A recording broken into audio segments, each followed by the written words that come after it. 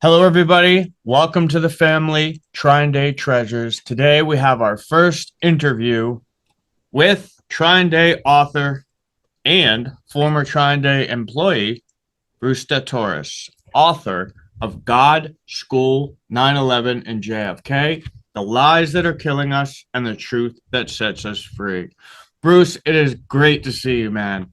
Welcome.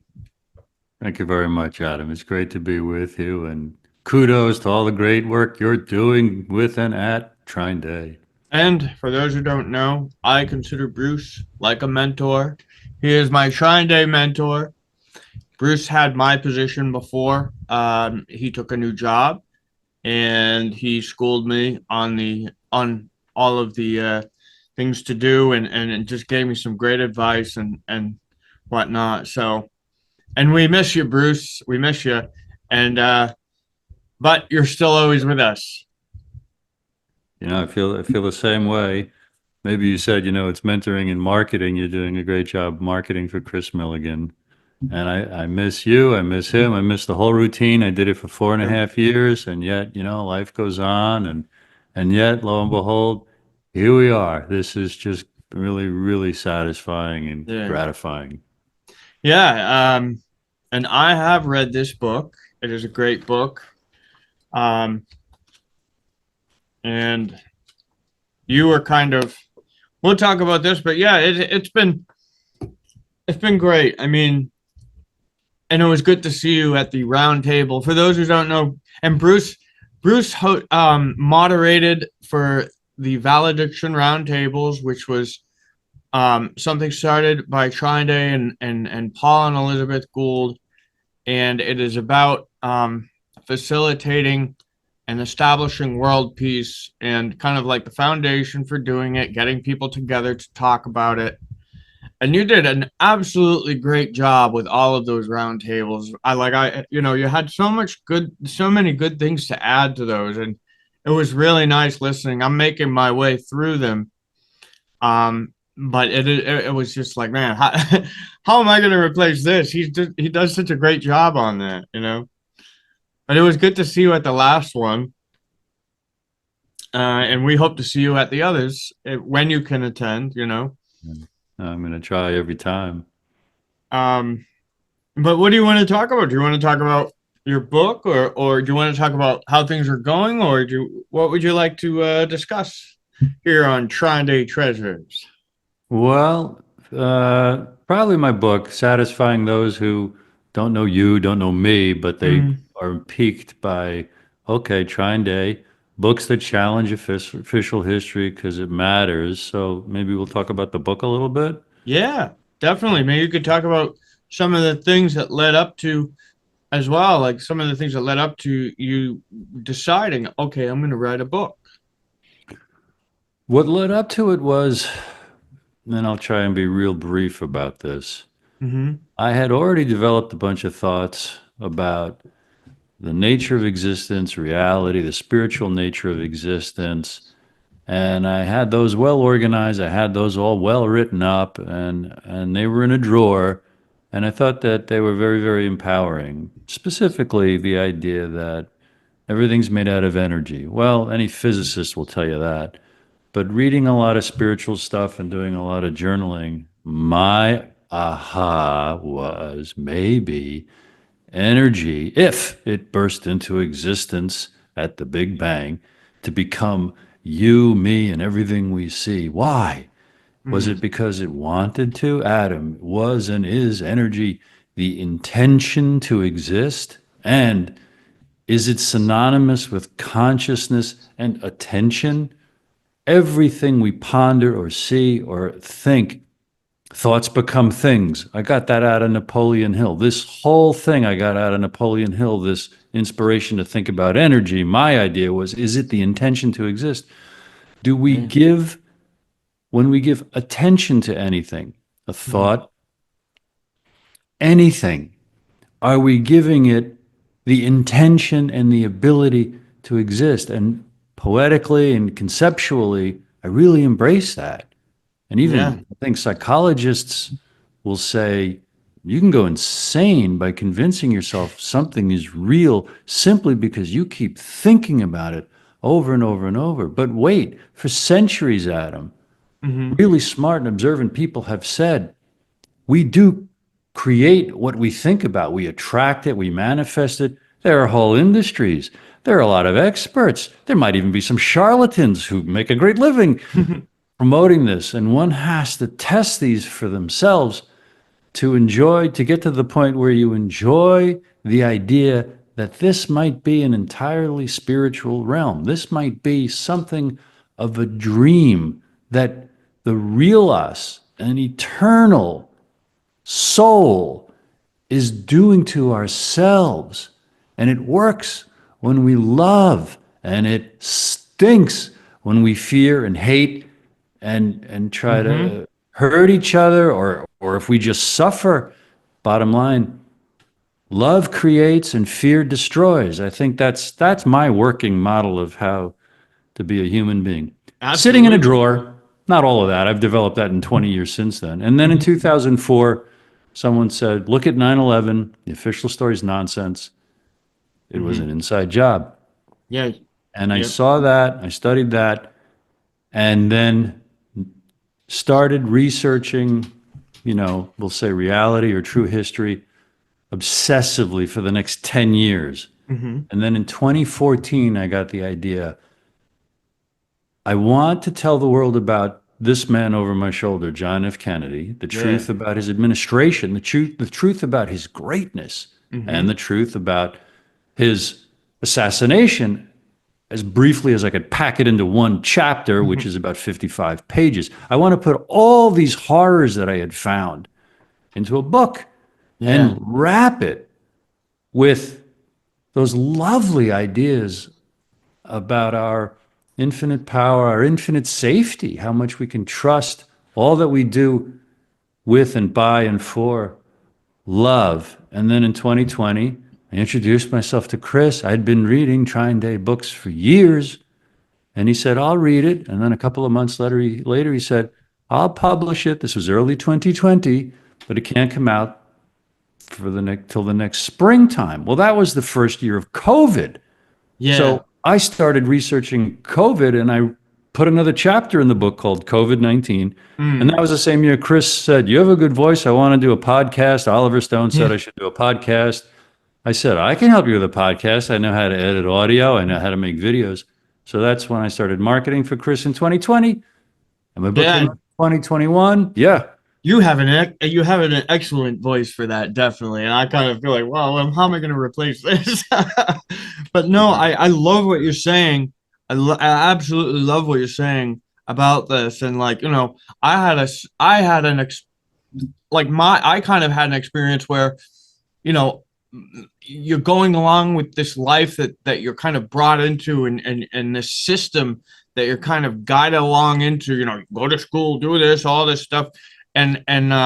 You look at the world, and it's just kind of like just so backwards, and everything just so upside down. And like for me, I think I kind of reacted to that in a bad way, and went kind of down a dark path for a while, and like early in my early years. And I reached a point where it's just like, what is the point of everything? Why am I here? Why are we on this earth? And that was kind of like the switch that got flipped.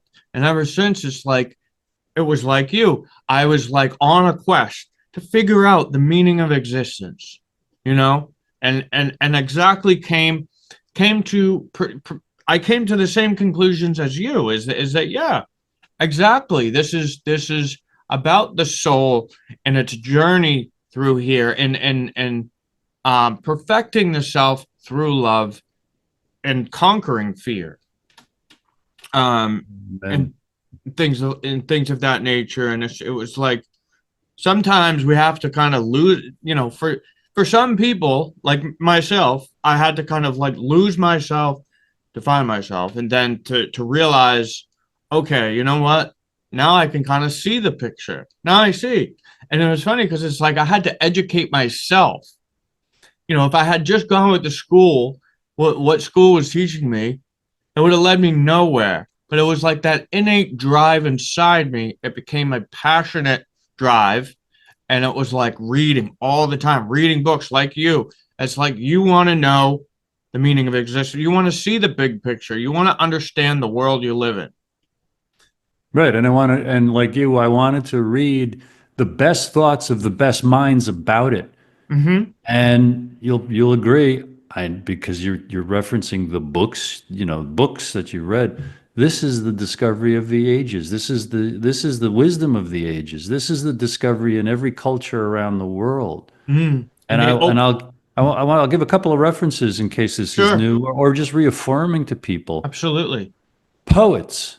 I'll name Rumi, the Persian poet Rumi, and also Khalil Gibran. He may also have been Persian, Mm-hmm. and maybe Lebanese. And what they say in a nutshell, and poets like them, is pay attention. Or even Native American traditions. Existence is alive, you know? Mm. The earth is our mother, the sky is our father. And you might go a little crazy, that's okay. You will come back as Mm-hmm. you ponder who's here, who's watching, who's paying attention. Because Mm-hmm. even the greatest physicists today write big books saying that consciousness is one.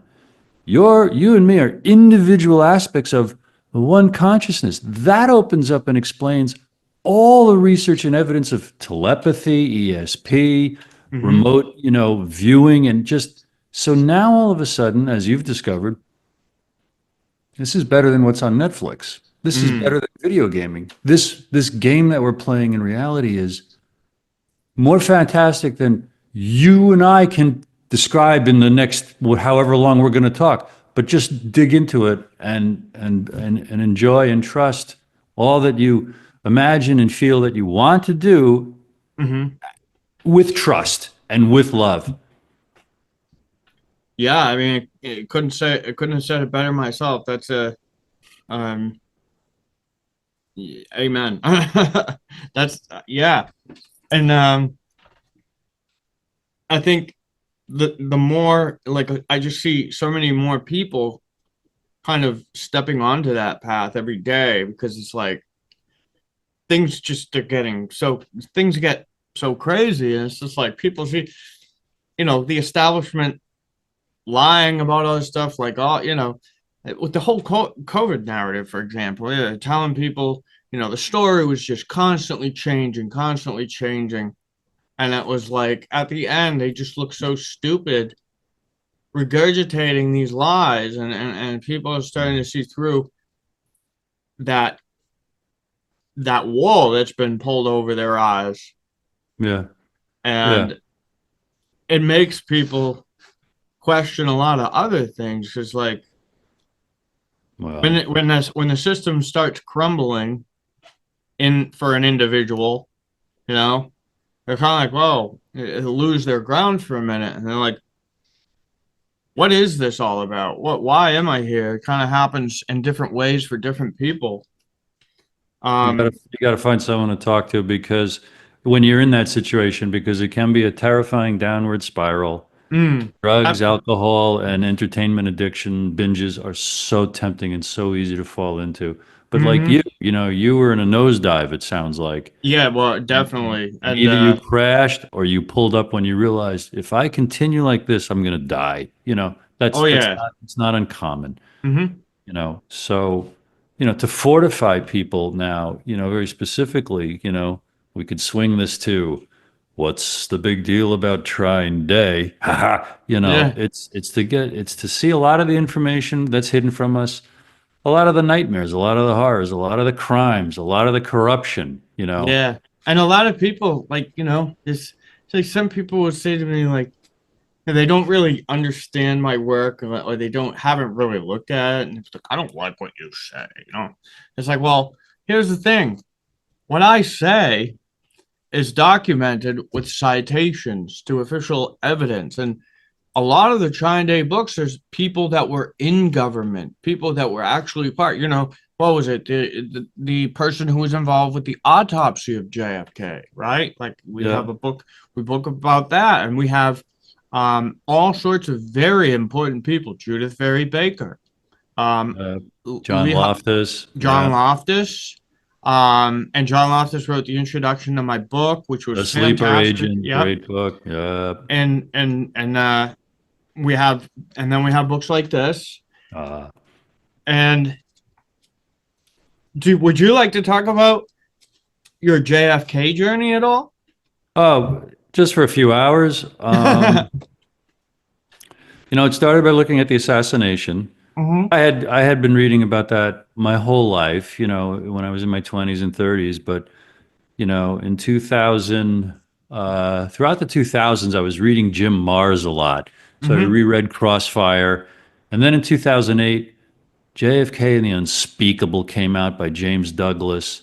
Just a super single big fat collection of everything that's nonsense about the official story and everything anyone needs in one book to see the unspeakable evil of elements inside and protected by our federal government and other agencies that killed this very, very, very great man, John F. Kennedy. And for the 50th anniversary year of his assassination, 2013, I wrote 7 little essays that I did 7 Wednesdays in a row at the little open mic in a divey bar that I was in the habit of going to in Atlanta, Georgia. Really? And prepping for that, I spent the next year, I just could not stop digging into Kennedy because I just kept getting blown away by the man's greatness, his courage, the great things he was doing across the board for domestic policy, foreign policy, and really trying to turn the horrible ship of state, the war machine, trying to turn it around, trying to build a worldwide consensus for peace. And in 3 short years, he was doing it. If you want to be blown away by John F. Kennedy, get my book or read all about it at brucedetourist.com. The chapter on him, JFK, is 55 pages. You'll see on the homepage of my website an arm's length bunch of reviews about my book. You'll decide whether or not it's right for you, if it's worth the $19 risk, okay? And see what Kennedy was doing by his last year. The tour he did of the West in the name of conservation, after the Senate would look like it was going to ratify the limited test ban treaty, his speech at the United Nations, his speech in Utah, I think in the Mormon Tabernacle or whatever the cathedral is there. The Tabernacle. The American University speech. That was in June, but by the last couple months of his life, Adam, the vision he was telling America and the world, if we can actually maintain friendship with the Soviet Union and not blow each other to bits, he was proving and demonstrating. I think the United States, this is almost a quote, is entering her brightest period. There's no reason why we can't eradicate poverty around the world. We can have plenty of water with the desalinization of ocean water. And he always often reminded us, after the nuts and bolts of specifics, that our ideals were doing God's work on earth. The ideals of peace. And treating people like brothers, like, where as a human race, we're all, kind of like a family. Yeah, and he was just the latest version of a man, maybe the last, which is horrifying, who embodied and explained things in terms of the American ideals, life, liberty, and the pursuit of happiness. The things that Americans used to be taught for 150, 175 years, Adam. And then in the 1960s, all that got eliminated from the curriculum. And there are now generations of people, Americans, who it's not inside them. They didn't ingest it. They wouldn't, what Kennedy's talking about would sound flowery. But I challenge anyone to listen to all of his press conferences and listen to his major speeches and try to imagine you're alive in real time, and this is what the President of the United States is talking about.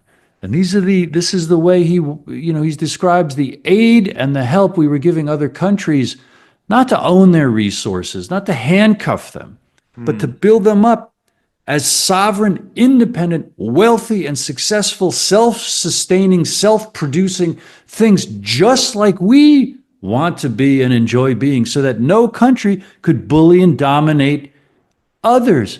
That's a completely different planet than the planet we live on right now. Oh, yeah. And then taking him out was the major turning point toward the eradication of the hope of those ideals and the power of those ideals. And me and a lot of other people, yourself included, Kris Millegan at TrineDay, and lots of other truth tellers are still on fire about those things and know the urgency of being able to articulate them so that others get inspired. And yeah, like I said, those round tables, you were really, oh man, just a driving force there. It was so, because I think I'm on 15 or something, and it's just like, wow, he has so many great things to say during these conferences. And then I'm very gratified. I'm very grateful. Great to hear that. Yeah. And not for nothing, on YouTube, you can watch them all, people, at the channel Valediction Vision. I probably spoke no more than 3 or 4% of a typical 90-minute roundtable. The rest of it were these individual, very specific teachings and then conversations about powerful, powerful things. Actually, the two things we've been circling around and around this whole conversation, Adam, which is JFK's vision of speech and the mystical, magical nature of reality. So the synchronicity of me being who I was, coming into Kris's world, and then being part of what Paul and Liz were bringing to the table, literally the table, the round table, just was, wow, I found a nice tribe here. These are my peeps, Yeah. And what's interesting too is like now, so we're kind of in the process of Liz and Paul want to do a podcast about mystical stuff with me, and it's like I have all of this knowledge about that stuff. I don't really talk about in public or on my channel very much, but I have a lot of history. Like I am very well versed in all of that stuff, the mystical and things of that nature. And it was like I'm there kind of like right at the right time because they're like, we love that you know a lot of this stuff, and when it was great because I don't know when, like we're still kind of in the process of envisioning it before we start it, but I've been meeting with Liz pretty much every week. We've been having long conversations about it, and it was great because like when you got your new job, it was like here I am, and I'm able to do all of this stuff like editing and this and that. So it was like you didn't leave anybody kind of like scrambling. You know what I mean? Yeah, it was like I was able to pick that up. I don't have the awesome voice, but I'm good enough. Like I make it work. You have a good heart. Yeah. And you have a good intention. And that's, I had this voice before I had those things.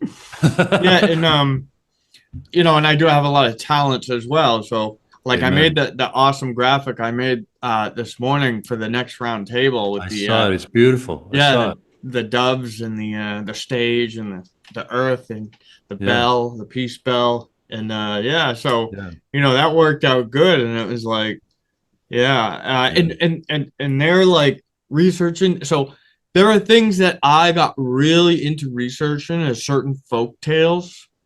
And then when I met them, I saw that Paul was talking about the very folk tales that I was looking into. They're the Swan Maiden motive, or the Swan, they call it Swan Maiden. It's funny though. It's like, because they're talking about how myth, there's a lot of truth in myth. And that was like one of the, so the Fitzgeralds, the story is that one of the Fitzgerald knights, like has like he marries a goddess who's in the form of a swan. All right, and then the swan, he like she takes her swan covering off, goes for a swim, and then the guy goes and he finds the swan covering and he takes it, and then he's like, I want to marry you, you know, and then they have like he marries her or something. It's like it's a folk tale, but I got really into looking at the history of those, and it was Did just you like dig into the work of Joseph Campbell? no, Ah, well, I'll email you. Is that name familiar to you? no. His There was a book. concept, yeah. Go Well, ahead. Go ahead. I think many would say his best-selling title was a book called, I think, The Hero with a Thousand Faces. That's Mm-hmm. probably okay. Well, he was a professor, I believe, and he studied the mythologies of the world, Mm-hmm. and he describes the hero's journey, Mm-hmm. and he describes the soul's journey that it really, really is. And he's done a lot of he's passed away, but he did a lot of lectures and things like that. You can find him on YouTube. And it's just an example, Adam, of, all the good things in the world. Mm. There's an endless amount of good people who put out really, really good content that if we live long enough, we'll get to discover as much of it as we can. And Mm. it's just very reassuring to, like, it's just another sensible person Yeah. who has given some thought into, well, what is this existence? What happens when I relate to people? What happens when I Are you really talking listen? about the guy who does the big toe or that? No, that's a different Campbell. That's Okay. Thomas Campbell, and Okay. he's another great, great resource about he has studied consciousness for It's 40 funny years. because Uh, my mother texted me a podcast of Joe Rogan with him. Everyone should go see it. It's pretty recent, and that's what I mentioned in my little appearance at the last roundtable was Mm-hmm. Thomas Campbell's and My Big Toe. Yeah, it was You know, funny to because it was like right around. It was right around that time too. well, there are your synchronicities and things like that. Exactly. I mean, there's like all these Yeah, synchronicities happening too. It's like so yeah. crazy. And yeah, like there was other tales. There's one from in the French called Melusine. It's this woman who has to hide every Saturday. She marries a guy, but she has to hide every Saturday because she gets turned into a snake halfway down because her mother cursed her, right? So she's like an elemental spirit, and like a nature spirit, but is able is able to take a human form. It's like that's the whole story. But it's like there were French people, royals, that actually thought they had uh Melusine like lineage. Like and so it's a long story to get into, but I got really interested in research and stuff like that. And that was like so crazy when I found Liz and Paul. And it's just so weird how everything seems to connect, and these synchronicities too. Like for those who don't know, synchronicities are like they're like things that almost not coincident. They're much different than it's not just a coincidence. Like so you see things and you're like, whoa, I was just thinking Yeah. about that, and Yeah. now I'm talking to somebody who's all about that. Like you have these weird. I forget what the exact definition was. I think a handy definition is they are coincidences that have deeply personal meaning Mm, to the extent that you really have to consider, is this a divine intervention? yeah. This means something. It's so personal and specific, and yet the meaning is never blatant. God doesn't send us telegrams that say this means this. We have to figure it out. And if we're doing this to ourselves intentionally by choosing this lifetime and choosing the parents we were born into, it helps to think of it as a game and to have a playful attitude about, well, why did this happen? Why did that happen? And that's the salvation for a longer and healthier life, is to develop your spiritual imagination. Because if you're just a materialist and you're Mm, just watching the news every day, yeah, yeah, no wonder you'll succumb to alcoholism and drugs and suicide, yeah. because it's it's not healthy. or just like a meaningless life. I mean, where you just kind of go through life and it's just like you have nothing that drives you.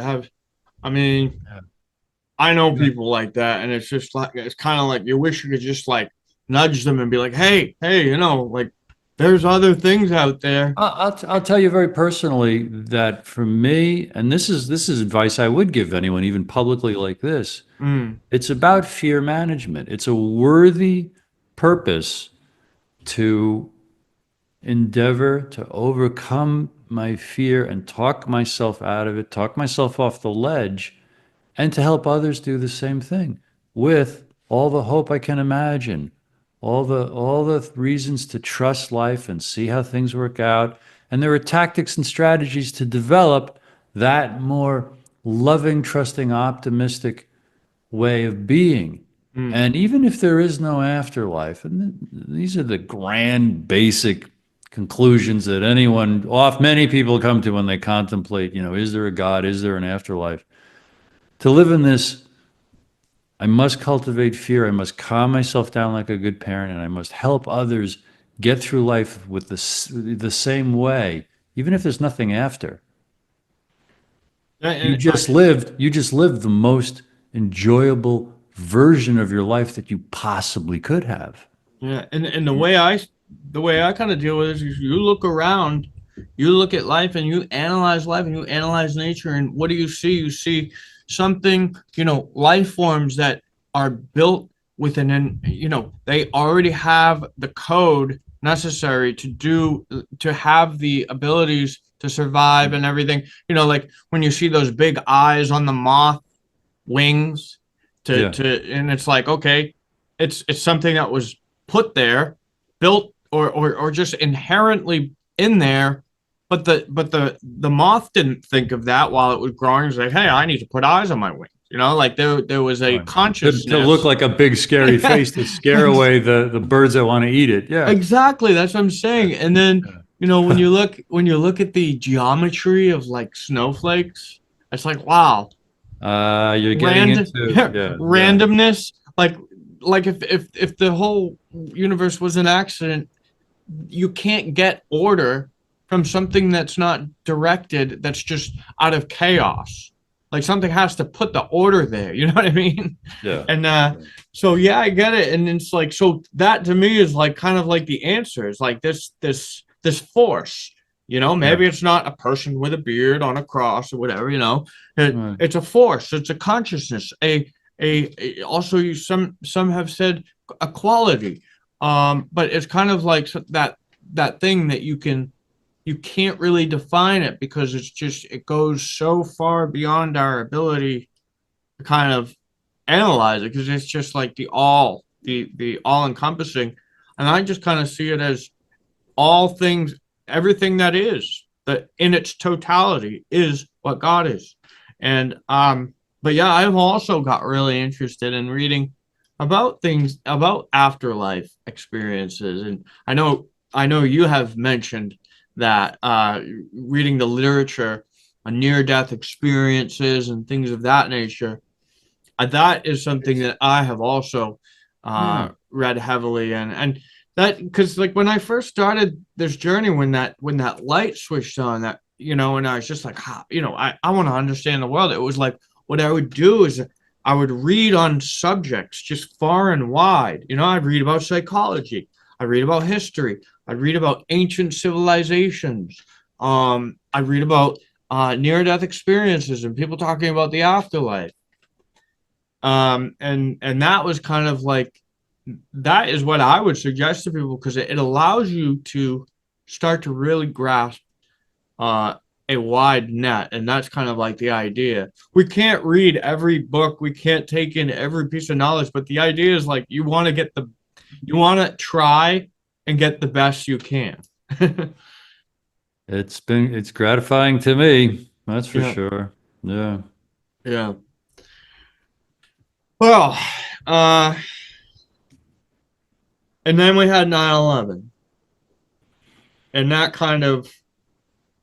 that changed the country a lot too. So and 9/11, and I that was a topic that I read a lot about during the time that I was kind of like, when that light switched on. I was Crossing the Rubicon was one book I read, Michael Rupert.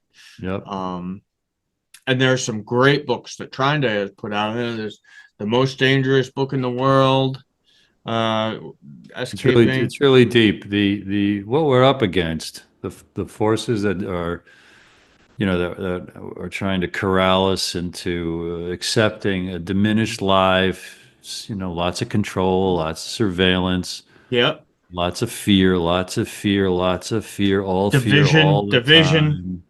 And the division, the division is terrible. It's like, because I'm just like so sick of I'm so sick of having everybody like focusing on the differences and the distinctions and the divisions, and like, why can't we just why can't we sometimes focus on the things we have in common, like instead of getting polarized. And it's just, they do a good job. And now they put a lot of new laws into place after 9/11. Yeah, Adam, it's one of the major turning points in America. Actually, it's funny, in my book and also in some presentations I was invited to give about my book in the first couple of years after it came out, I described America as a story with a beginning, middle, and end. Act 1, Act 2, Act 3, because that's all good stories have that, okay? Yeah. And unfortunately, here are the plot points. America starts, Act 1 ends and goes into Act 2 with the American Civil War and the assassination of President Abraham Lincoln. And it becomes this wild adventure. That's the purpose of Act 2, is this wild adventure. Think of The Wizard of Oz. Yeah. Act 1 ends when the tornado picks up the house and drops her where? In a whole new world. So after the Civil War and the assassination of Abraham Lincoln, America was in a whole new kind of condition with different competing forces of power and money wrestling to really take total control of our government. And the climax of the story was the presidency of John F. Kennedy, where he was in the process of taking it back. And in any story, you've got your protagonist, which is life, liberty, and the pursuit of happiness. Now it's represented by John F. Kennedy, and the enemy. And it's the final battle. And when they killed him, they mortally wounded America. And that's the end of Act 2. That's Dorothy throwing the water on the witch and vanquishing her enemy. And now it's just about how the story cleans up and ends up. And unfortunately for America, it ended with 9/11, because that ushered in the USA Patriot Act and the Department of Homeland Security, which took away our rights under the Constitution. If we're not under the Constitution, we're not America. Yeah. Now we're in this post-American period, according to this model, where decent human beings love life, liberty, and the pursuit of happiness, who remember America, who are zealous for the ideals, and who can and should recreate her. And it's by telling the story of what a revolutionary thing a government of the people, by the people, and for the people was and could be again. We have the chance to be this generation's version of the founding fathers. And that's why they are worth reading and studying. That's why Lincoln's worth reading and studying. Kennedy as well. What did they do and why? How did Martin Luther King Jr. have the fortitude and the courage? And what skills did he develop to communicate that and inspire others to want the same? Because when enough of us want good things, we'll have them. And we have to talk about the good things we want and why we should want them and how we might pursue them working together, and how fun it is, and how satisfying it is. Maybe not in dollars, but just in soul's purpose, so that our Yeah, I mean grandparents that watching would be proud of us. absolutely. Just like it's money may bring, physical comfort and things, but happiness is all about purpose and drive and yeah, and I know they put some. There was like a public health version of the Patriot Act that came into play not too long after 9/11 with those and with the whole anthrax incident. And that was really really bad because that bolstered and put the old laws on steroids that said they could just test on civilians. They could do open air testing. They could do testing of whatever experimental tests, experimental, chemicals or medicines and things of that nature. And that sounds like batshit conspiracy theories to some people who haven't read the books, Haven't read the law. Yeah, like the haven't law read the itself. laws. And that's why they fire hose us with fear and catastrophes so that we don't Yeah. have a calm moment. To turn off the phone Mm. is an unbelievable challenge for most people. Just to turn it off, let alone pick up a book and have the calm attention span Yeah. to be able to read the things that actually would teach somebody what's going on and Mm. inspire maybe some good things I should do, takes a peace of mind that the culture, you talked about the culture, Mm-hmm. is designed to prevent you and I having peace of mind. And that's what's going on for most people. Now, you and I could talk about books, we could talk about, the value of true history, but I'm glad we've spent so much time talking about, how can or should, or how do you go through your day? How do I go through my life? Because if people don't see that they're nervous and upset all the time, Mm. and they're popping pills and drinking to squash that, and they're Mm. just too frenzied by that, and too frenzied by that, and too overwhelmed by that, and I can't watch the news, And and I can't it's take it. funny since you They'll mentioned. never, appreciate their power. Yeah, and so one thing I wanted to bring up is like I remember when I first started trying to read a lot, it was like I could hardly read a page, right?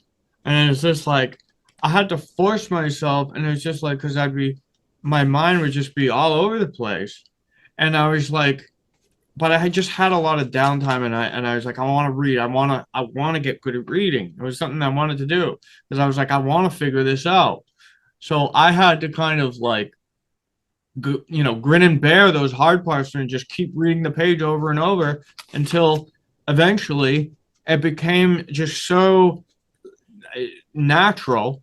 And then, and it was like, I can't even emphasize enough the value of reading books. Like it's and a lot of the philosophers talked about it is taking in knowledge, being able to take in knowledge is like one of the best things you can do for yourself, because a lot of this has to do with understanding the world. When you don't understand the world, you get taken for a ride here, you get taken for a ride there, and it's just like you're not in control of your story, you know?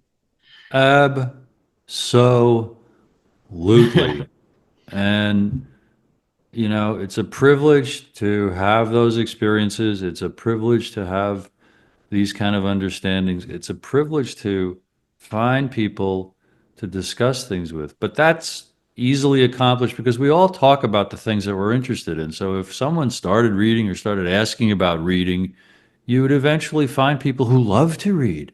Mm, So wherever you are in this challenge, but like you, I concur.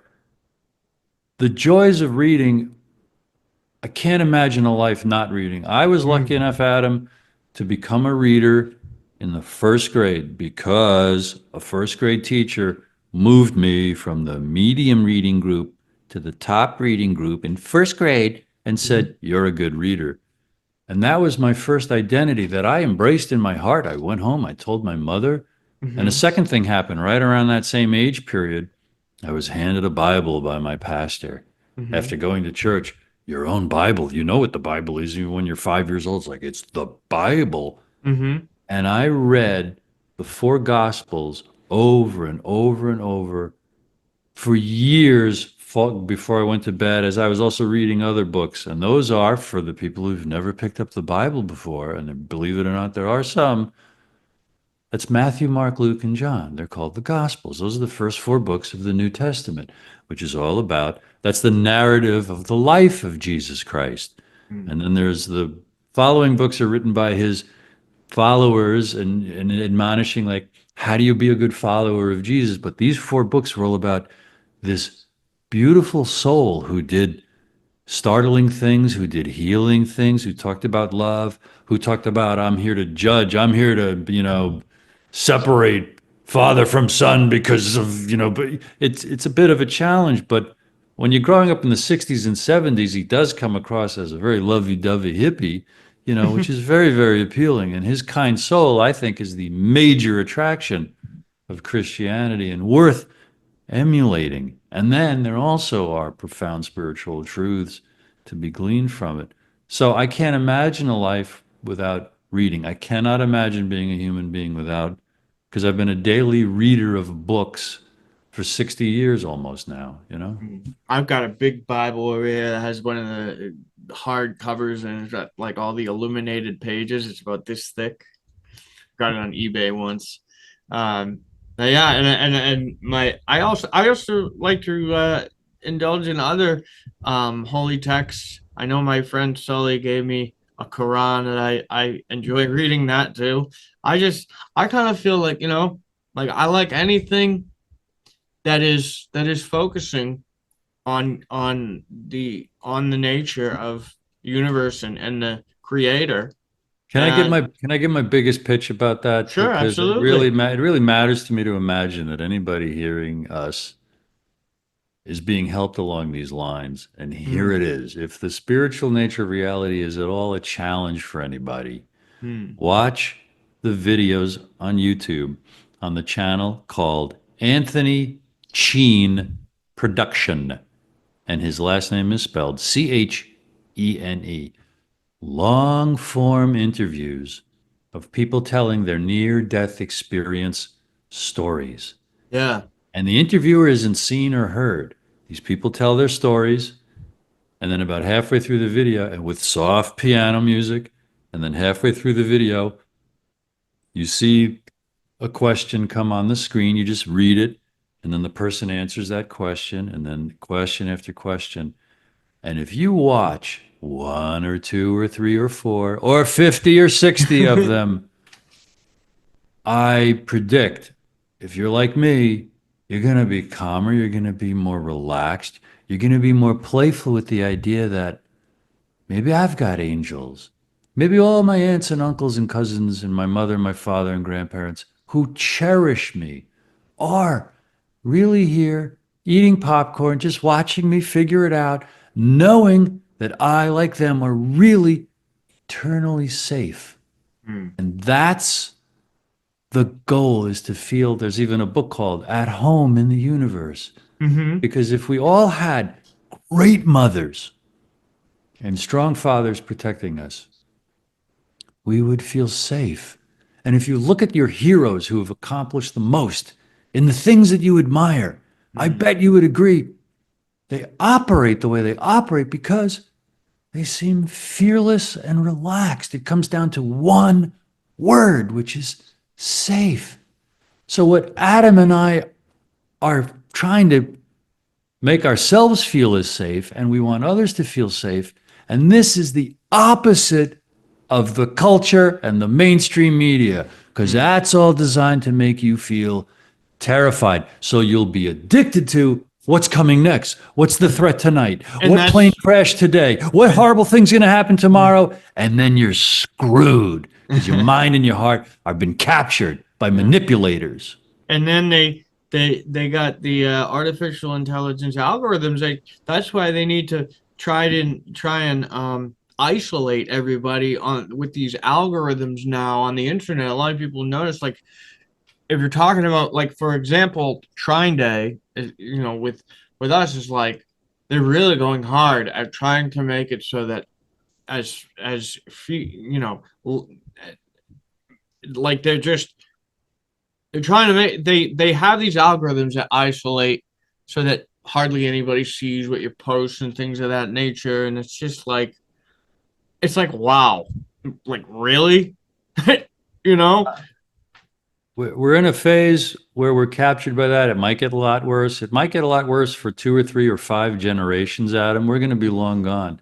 But when you know history, when you know Yeah. 700 years of history or a couple thousand years of history, even briefly, like I do, briefly, Yeah.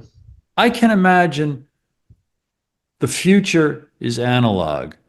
The future, the digital whole thing is going to come and go. I don't know what percent of humanity is going to survive in 100 or 200 years. But you know, wait, let me finish. Let me just finish. sorry, Like sorry, this sorry. empire and the chaos that's happening is just another version of how it has happened before when empires have risen, have gone corrupt, and then it's a feeding frenzy of a food fight of savagery and brutality and murder and mayhem, and then it collapses.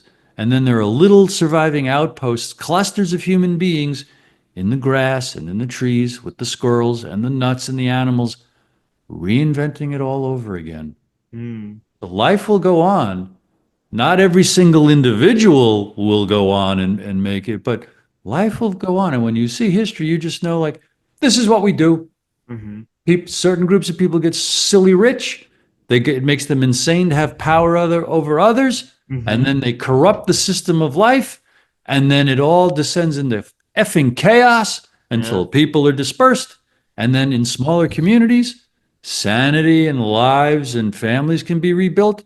And then it all builds up again and the whole cycle repeats itself. The planet will endure. The planet will go on. But at least if we know what part of the cycle we're in the middle of, that's a huge relief to have it in perspective, to be able to know and to communicate your understanding that love creates and fear destroys. Those are your 2 handles and levers to work with. And Uncle Bruce is here to tell you, they will get you through anything, even with temporary setbacks. Love creates everything you want to enjoy, and anything you've ever experienced was created by love. And fear destroys everything.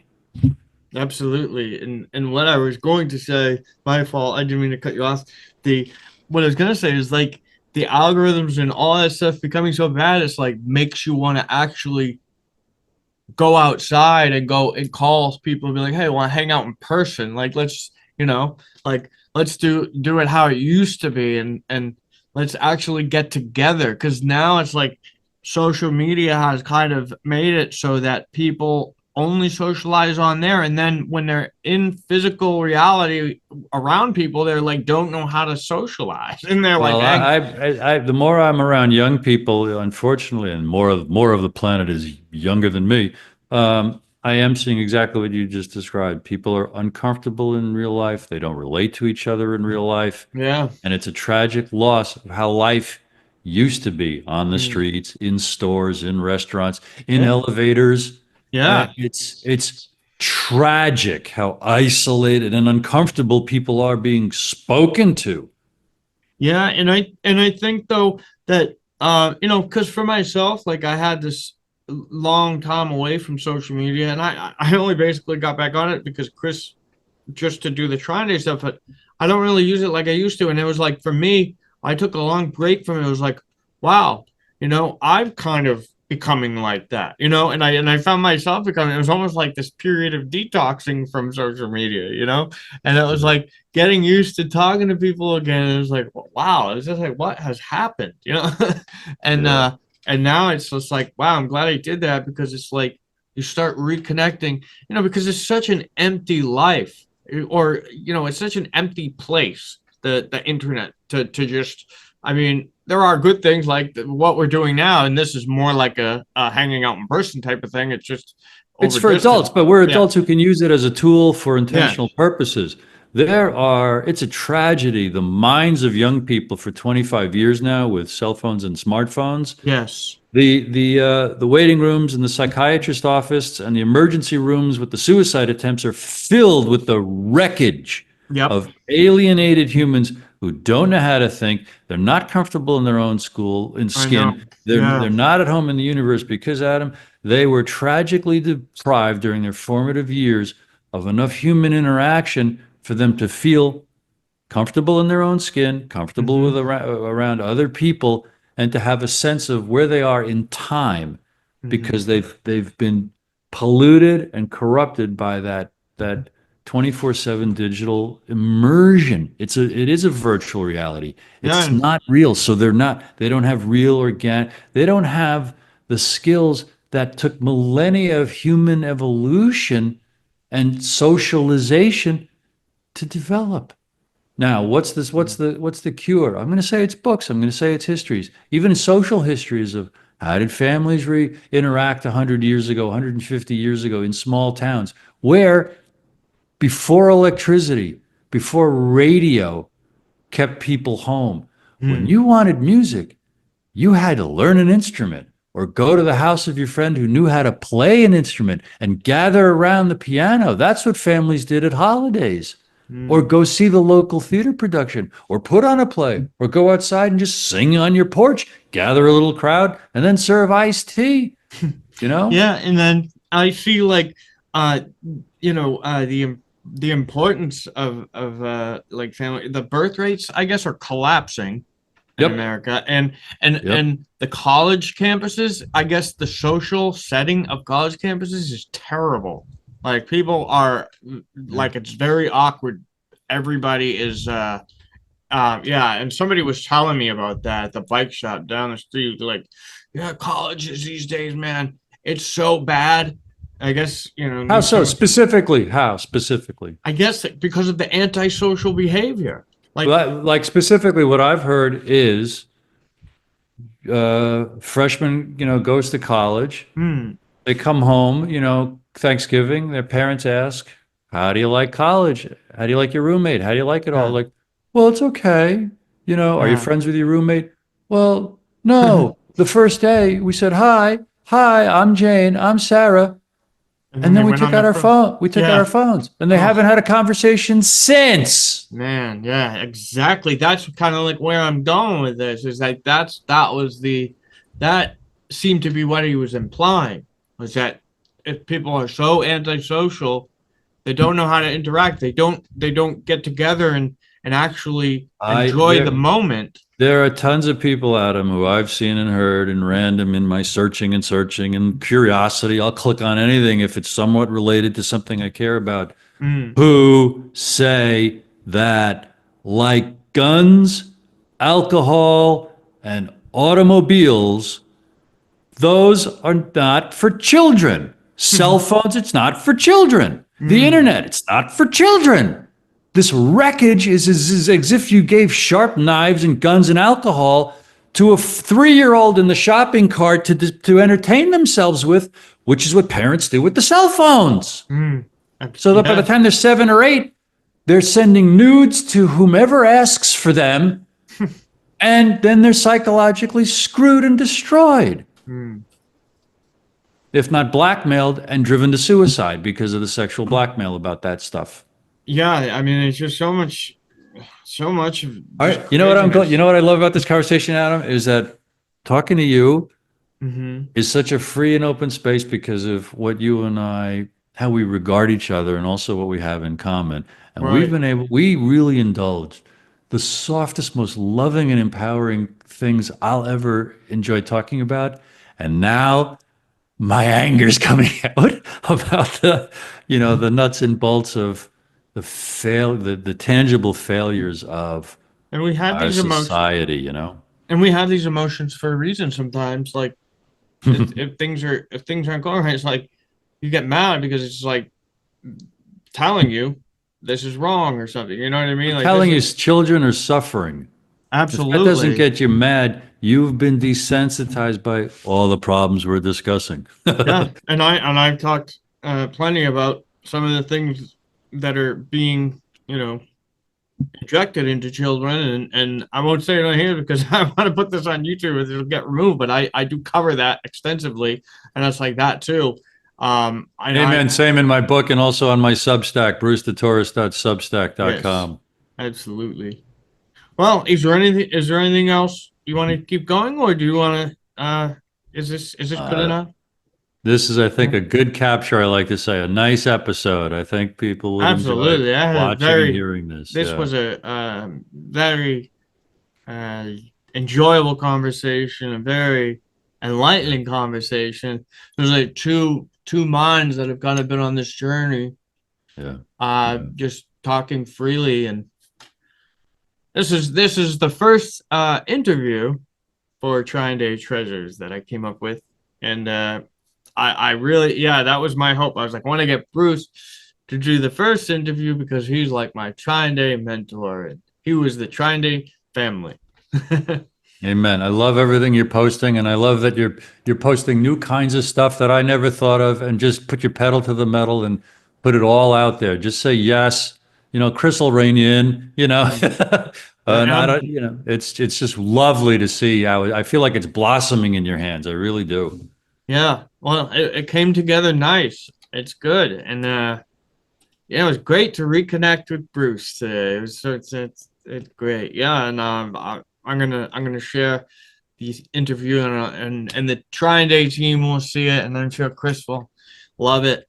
And so we can say once again, God School, 9/11 and JFK, the lies that are killing us and the truth that sets us free. You can get this book at brucedetoris.com. That's Bruce,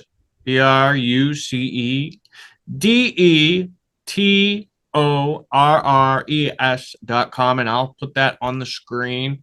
And you can go there, you can read the amazing reviews, and you can get yourself a copy. And you could reach out and tell Bruce what you think. And yeah, well, we will leave it there. And this was an amazing conversation. I really enjoyed it, and we'll do this again sometime. We'll have another conversation. I'm gonna have you on my show. I haven't done a show lately. Absolutely, I'd be happy to. Yay! All right, well, everybody, that will be it. We will wrap it up. So with that said, everybody, take care of yourselves, be yourself, build yourself, and I will see you on the other side.